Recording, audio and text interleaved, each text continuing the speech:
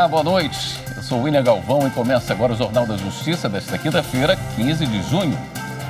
Ministro Dias Toffoli do Supremo autoriza compartilhamento com o Corregedor Nacional de Justiça de provas decorrentes da Operação Spoofing, que apura a divulgação de mensagens de autoridades públicas no âmbito da Lava Jato.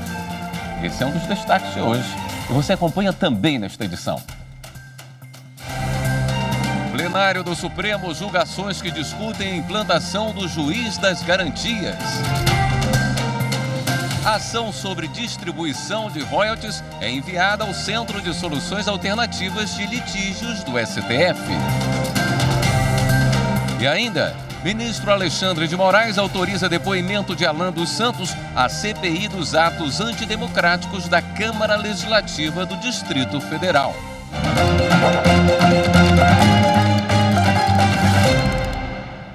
O ministro Dias Toffoli do Supremo Tribunal Federal autorizou o compartilhamento de provas obtidas em ações do presidente Luiz Inácio Lula da Silva e do PDT com o Corregedor Nacional de Justiça, Luiz Felipe Salomão. Sobre esse assunto nós vamos falar ao vivo com a repórter Viviane Novaes, que tem os detalhes. Oi, Viviane, boa noite. Oi, William. Boa noite para você e boa noite a todos. O ministro Dias Toffoli determinou o compartilhamento de provas para aprofundar investigações e cruzar dados a partir da correição extraordinária feita pela Corregedoria Nacional de Justiça na 13ª Vara Federal de Curitiba e também nos gabinetes de desembargadores do Tribunal Regional Federal da 4ª Região em Porto Alegre. São provas em ações referentes à Operação Spoofing, que apura a divulgação de mensagens trocadas por autoridades públicas no âmbito da Lava Jato. No último dia 12, os ministros do Supremo referendaram uma decisão liminar no plenário virtual para que as provas obtidas não fossem destruídas. William. Obrigado pelas informações, Viviane. E o ministro Dias Toffoli acolheu o pedido da defesa do advogado Rodrigo Tacla Duran e responde a 2 ações penais na 13ª Vara Federal de Curitiba e declarou nulas as provas contra ele utilizadas pelo Ministério Público Federal e obtidas a partir do acordo de leniência assinado pela Odebrecht.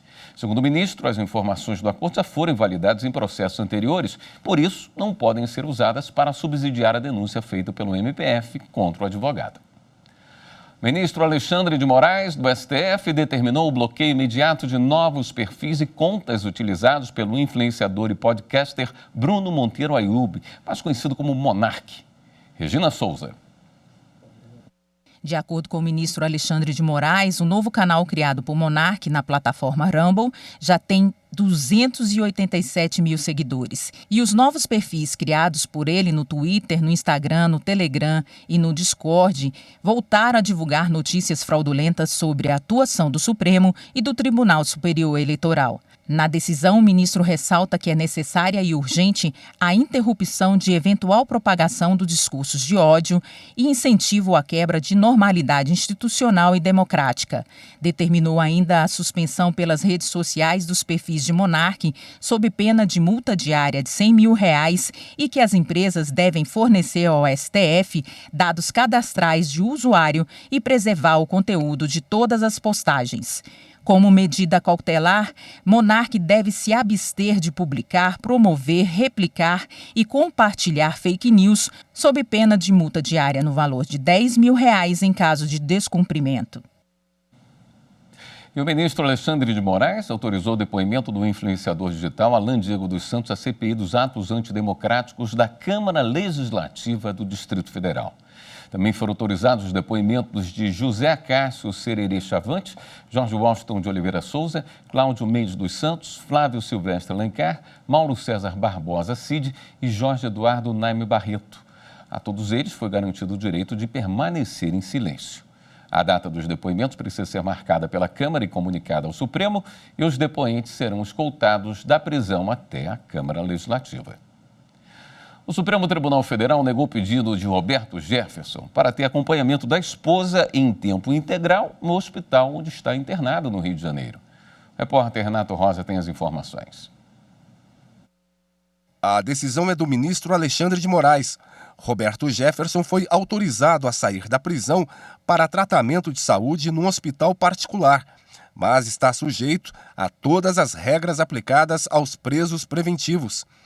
A visita da mulher deve ocorrer em dias determinados e ele pode contratar médico de confiança pessoal para orientar e acompanhar o tratamento.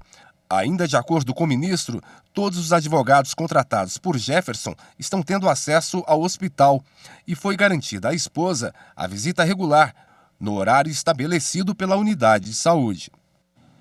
A seguir, as informações da sessão plenária do Supremo que analisou a implantação do juiz das garantias. Voltamos já.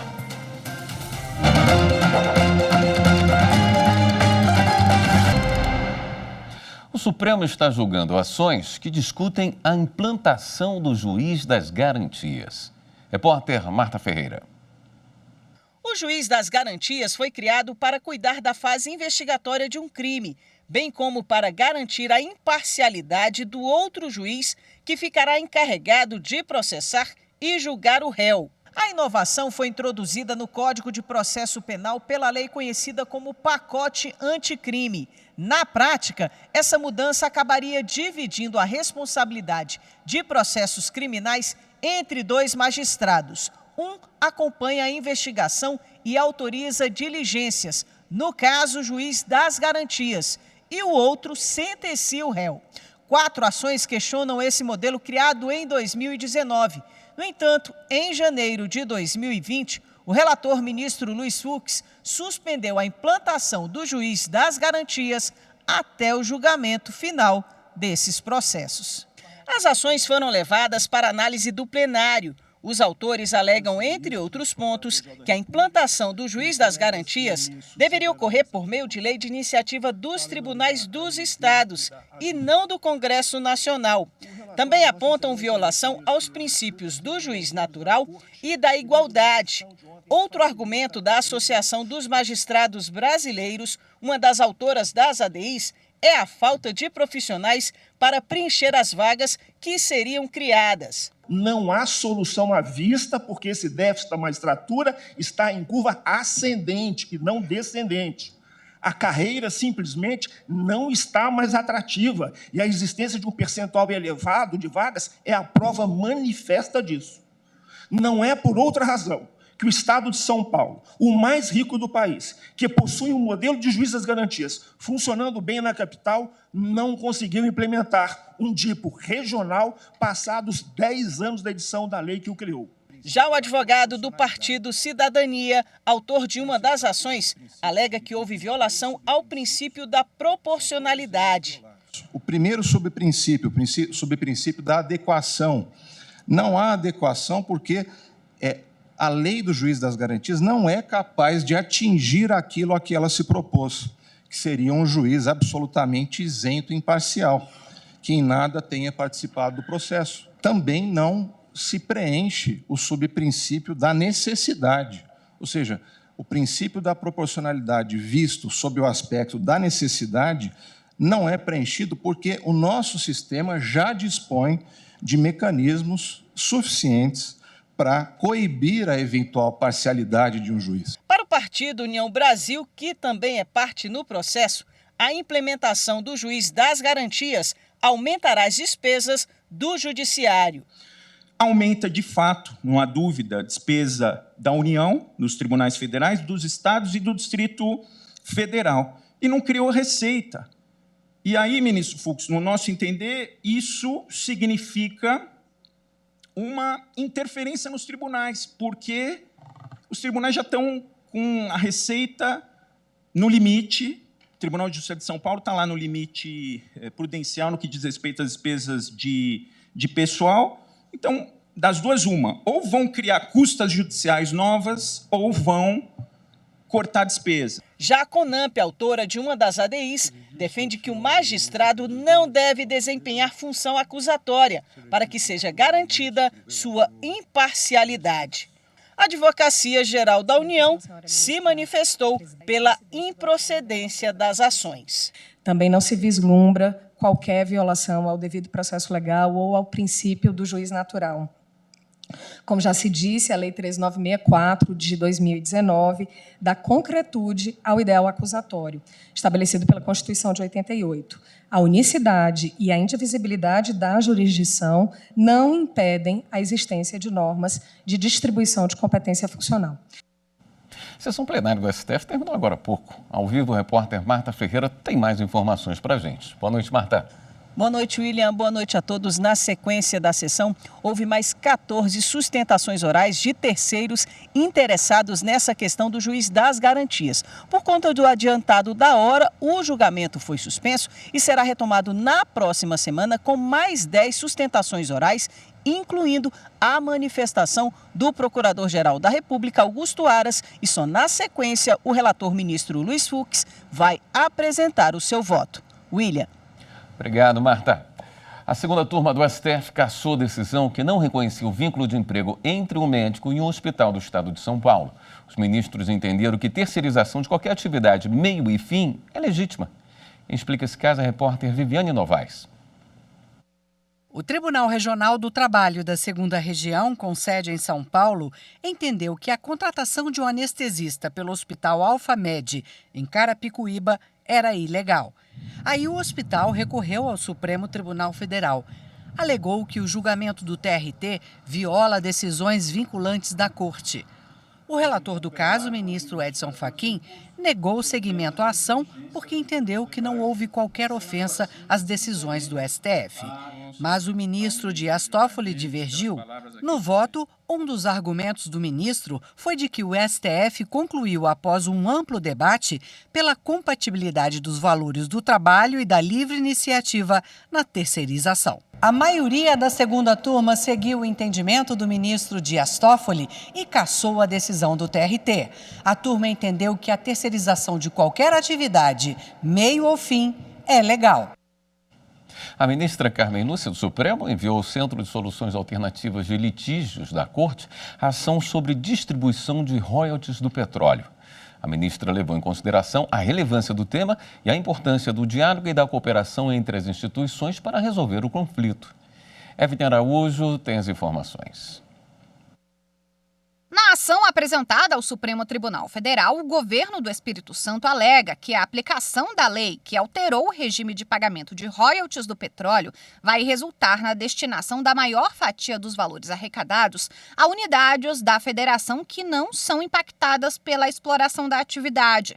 Em razão da urgência do pedido, a relatora, ministra Carmen Lúcia, suspendeu temporariamente a validade da legislação questionada. No despacho, a ministra Carmen Lúcia explicou que a ação está pronta para julgamento definitivo, mas, segundo ela, desde 2020, quando o caso foi colocado na pauta do plenário do STF, várias propostas de acordo foram apresentadas, o que inviabilizou a retomada da análise pelo colegiado. Com isso, a ministra determinou que esse e outros 5 processos sobre o mesmo tema sejam encaminhados ao Centro de Soluções Alternativas de Litígios. Ainda não há data para a realização da primeira audiência. A seguir, Operação Resgata no Piauí, mulher mantida em situação análoga à escravidão por mais de 30 anos. Voltamos já.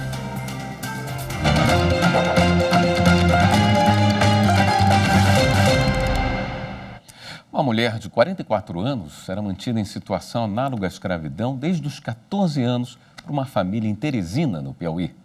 Sem direito à carteira assinada, folgas e em isolamento social, ela foi resgatada graças a uma operação conjunta entre a Polícia Federal e o Ministério Público do Trabalho.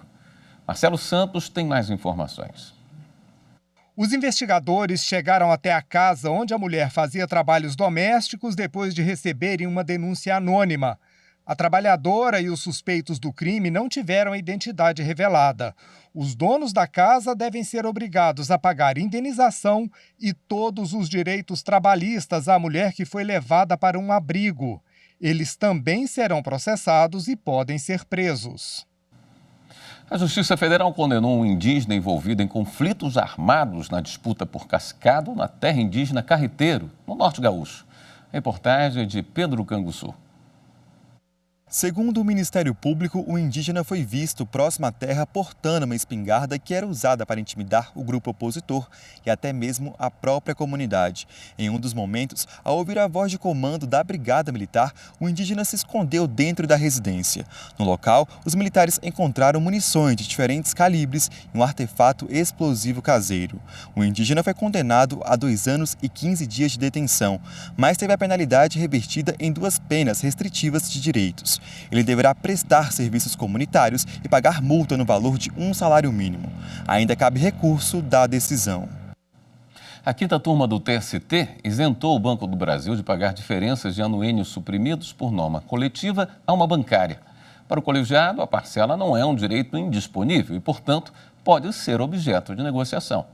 Daniel Vasquez. Na reclamação trabalhista, a empregada do Banco do Brasil disse que, ao ser admitida, foi anotado no contrato e na carteira de trabalho que os vencimentos seriam compostos pelo salário padrão e pelo adicional por tempo de serviço, de 1% a cada ano de trabalho. A profissional afirmou ainda que 5 anos depois, a parcela deixou de ser reajustada e passou a ser paga com outro nome. Segundo a trabalhadora, a retirada unilateral causou diminuição do padrão de vida, gerando outros prejuízos. O banco alegou que, na época da contratação da bancária, estava em curso a substituição dos anuênios pelos quinquênios. Ainda segundo a empresa, o pagamento da parcela foi regido apenas pelos acordos coletivos posteriores, renovados somente até 1999. O Tribunal Regional do Trabalho da 10ª Região, que compreende o Distrito Federal e Tocantins, manteve decisão de primeiro grau no sentido de que a parcela havia aderido ao contrato de trabalho da bancária e não poderia ser suprimida. A alteração, então, foi considerada nula e o banco condenado ao pagamento das diferenças. Mas a relatora do recurso de revista do banco na 5ª turma do TST, ministra Morgana Richa, teve entendimento diferente. Ela explicou que a Constituição Federal permite a flexibilização de direitos sociais fundamentais que não sejam indisponíveis. Ela destacou ainda a tese de repercussão geral firmada pelo Supremo Tribunal Federal, que valida acordos e convenções coletivas que, ao considerarem a adequação setorial negociada, limitam ou afastam direitos trabalhistas, independentemente da explicitação de vantagens compensatórias, desde que respeitados os direitos absolutamente indisponíveis. Por não se tratar de direito indisponível, conforme decidido pelo Supremo, no caso concreto, prevalece a autonomia da vontade coletiva nos termos do artigo 7º 26, independentemente da aplicação especificada de vantagens compensatórias. Estou aqui dando provimento ao recurso de revista para excluir da condenação o pagamento de diferenças de anuênio. De acordo com a ministra, a Constituição também admite a negociação do salário ao garantir a irredutibilidade, salvo o disposto em convenção ou acordo coletivo. O ministro Douglas Alencar observou que, devido à tese fixada pelo STF, a jurisprudência da Corte Trabalhista vive um momento de transição. Fixada a tese de que a autonomia negocial coletiva, desde 88, foi introduzida de forma consistente, segundo a visão do Supremo Tribunal Federal, o só fato de a norma ter sido instituída mediante ajuste individual não significa que ela esteja blindada, imune a uma revisão ou a uma negociação em nível coletivo. Portanto, eu peço vênia e acompanho o voto condutor. O voto da relatora foi acompanhado de maneira unânime pela 5ª turma. Após a decisão, a bancária entrou com recurso. Uma parceria entre o SISTICOM, Sistema de Conciliação do TRF da 1ª Região, e a Procuradoria Regional Federal da 1ª Região pode acelerar a tramitação e o arquivamento de quase 20 mil processos de matéria administrativa. Reportagem de Ana Paula Souza. A criação do projeto interregional de redução de litígio e negociação em matéria administrativa foi proposta durante uma reunião da Procuradoria Regional Federal da 1ª Região, a PRF1, com o Sistema de Conciliação do Tribunal Regional Federal da 1ª Região, o SISTICOM. A ideia é a Procuradoria fazer um levantamento de processos passíveis de conciliação com base em normas como o Código de Processo Civil e outras leis que estimulam a conciliação nos processos.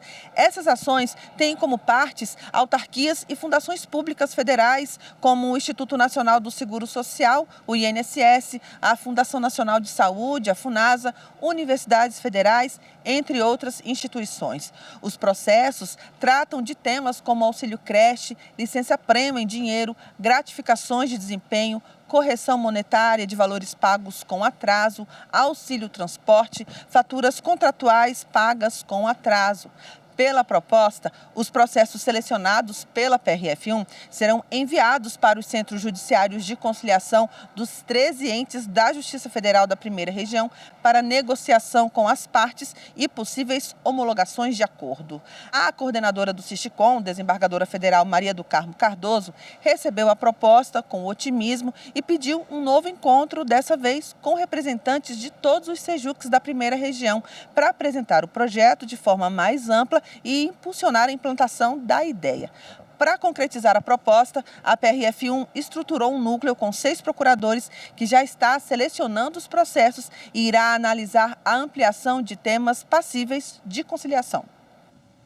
Um seminário no Superior Tribunal de Justiça reuniu ministros e especialistas para debater aspectos controvertidos dos seguros agrícolas. Quem acompanhou foi a repórter Marina Campos. Durante o seminário foi apresentada uma visão abrangente sobre os seguros agrícolas. Além de coordenador do evento, o ministro do STJ, Ricardo Vilas Boas Cueva, abriu o primeiro painel para falar sobre a predeterminação dos riscos e os deveres contratuais das partes envolvidas.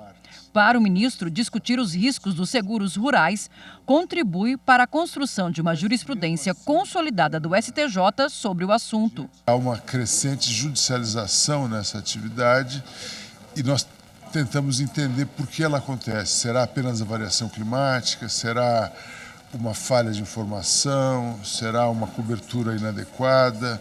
O seminário de hoje tem essa importância de tentar fazer um diagnóstico mais claro desse fenômeno. O ministro Antônio Carlos Ferreira também participou do evento e presidiu o painel sobre o conceito de mutualismo, a precificação dos seguros agrícolas e o programa de subvenção ao prêmio do seguro rural. O ministro ressaltou que a iniciativa proporciona segurança jurídica para o setor. Uma conversa, um diálogo entre as diversas visões sobre o mesmo tema, encontros como esse contribuem, sem dúvida, para o aprimoramento, da qualidade da regulação, da qualidade dos contratos e também, principalmente, a qualidade da jurisprudência, das decisões judiciais. O evento integra mais uma edição do projeto Conversa com o Judiciário, promovido pela revista Justiça e Cidadania, que há mais de 10 anos realiza diálogos entre magistrados, juristas, jurisdicionados e entidades como a OAB, com a proposta de aprofundar discussões sobre temas de grande impacto na sociedade. O presidente da revista Justiça e Cidadania, Tiago Salles, destacou os avanços que são proporcionados com o diálogo aberto entre o judiciário e especialistas sobre o tema. Quando você tem uma previsibilidade do que vai ser julgado, isso traz uma segurança jurídica, isso traz uma melhor segurança para os investimentos no Brasil. Então, acho que a importância de se colocar os especialistas e os magistrados para conversarem é justamente para que se mostre qual vai ser o entendimento que a Corte procura fazer de um determinado caso. A íntegra do evento está disponível no canal do STJ no YouTube. Você sabia que há mais de uma consequência para quem falta a uma audiência? Em alguns casos, ela pode até ser justificada. Quem explica é a repórter Carolina Vasco. As salas de espera do TRT da Bahia no Fórum do Comércio em Salvador estão sempre movimentadas. São partes e advogados aguardando a hora das audiências. Mas, se um deles não comparecer, o que acontece? Nunca faltei, mas não sei também o que pode acontecer, de consequência, Para ser sincero, eu não sei. A primeira vez que eu venho aqui... Quando a parte falta audiência, nós temos que analisar qual das partes faltou. Se o reclamante faltou, ocorre o arquivamento da ação. Se o reclamado não compareceu à audiência, como regra, é declarado revel. A revelia acontece quando não se apresenta a defesa, caso o reclamado não vá à audiência ou não junte uma resposta ao processo. No caso das audiências de instrução, em que são colhidos depoimentos orais e provas, a falta implica na pena de confissão. Ou seja, entende-se como verdade os fatos apresentados pela parte presente.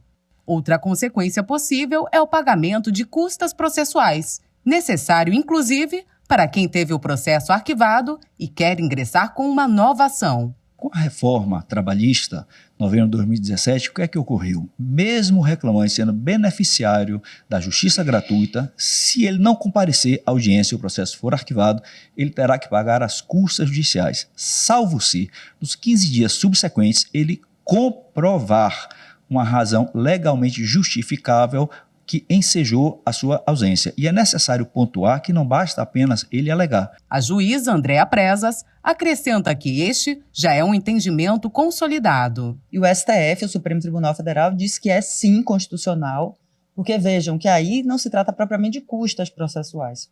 A natureza jurídica é de uma punição pelo não comparecimento. Esta edição do Jornal da Justiça fica por aqui. Obrigado pela sua companhia. Até amanhã.